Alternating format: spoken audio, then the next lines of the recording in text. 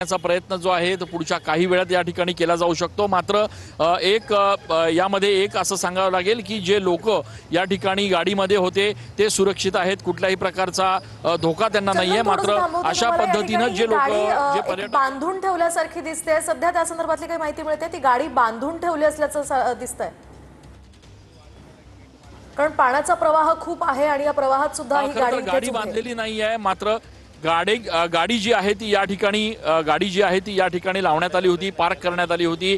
मात्र पाण्याचा प्रवाह जो आहे तो अचानकपणे एवढ्या मोठ्या प्रमाणात वाढला की या ठिकाणी या गाडीमधले जे कोणी लोक होते ते गाडीतनं बाहेर पडले आणि पटकन ते या ठिकाणून बाजूला गेले। मात्र तरी देखील जी गाडी आहे ती या ठिकाणी पाण्याच्या मध्यभागी सापडलेली आहे। पाण्याचा प्रवाह वाढतो आहे आणि दुसरीकडे पावसाचा जोर सुद्धा कुठेतरी वाढतोय। त्याच्यामुळे जर आणखी पावसाचा जोर या ठिकाणी वाढला आणि पाण्याची पातळी जरी वाढली तरी निश्चितपणे या ठिकाणी ही गाडी जी आहे ती वाहून जाण्याचा धोका जो आहे तो या ठिकाणी आपण बघतोय की या ठिकाणी रेस्क्यू साठी काही लोक गाडीचे मालक आपल्या सोबत आहेत। तुम्ही त्यांना आताच प्रश्न विचारला, पुन्हा एकदा त्यांच्याकडून जाणून घेऊयात नेमकं काय घडलं, म्हणजे कशा प्रकारे हा नदीचा प्रवाह वाढला त्यांच्याकडून आपण जाणून घेऊयात।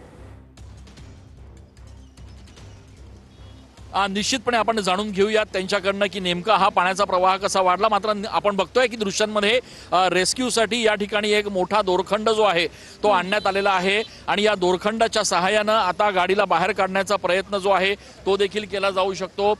गाडीचे जे ओनर आहेत, गाडीचे जे मालक आहेत ते या ठिकाणी आहेत, त्यांना आपण विचारणार आहोत की नेमकी काय परिस्थिती आहे, का बरं कशा पद्धतीने गाडी लावली होती आणि कसा प्रवाह वाढला अचानक? मी असंच लावून दिली होती गाडी, अशीच लावली होती, म्हणजे काही त्याचं काही नाही होता, म्हणजे अशी लावली मी गाडी। पण सकाळी येऊन पाहिलं ते असं दिसत होतं मला। आता काय पाणीचा प्रवाह तर जास्त वाढलाय, आता जेव्हा सांभाळ तेव्हा गाडी काढून घेऊ। आपण बघतोय की या ठिकाणी रेस्क्यू ऑपरेशन सुद्धा सुरू झालेलं आहे। गाडी बाहेर काढण्याचे प्रयत्न या ठिकाणी केले जात आहेत। काही लोक जे आहेत रहिवासी इथल्या परिसरातले ते या ठिकाणी पोहोचलेले आहेत आणि त्यांच्या मदतीनं दोरखंड लावून गाडी बाहेर काढण्याचा प्रयत्न या ठिकाणी केला जातोय।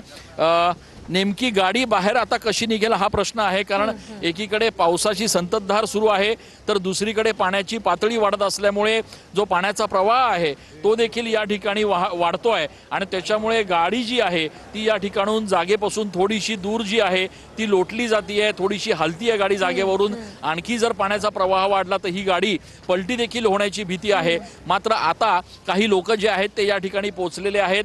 एक दोरखंड लांब आणण्यात आलेला आहे आणि या दोरखंडाच्या माध्यमातून ही गाडी बाहेर काढता येते का याचा प्रयत्न खरं तर केला जाणार आहे। मात्र आपण बघितलं की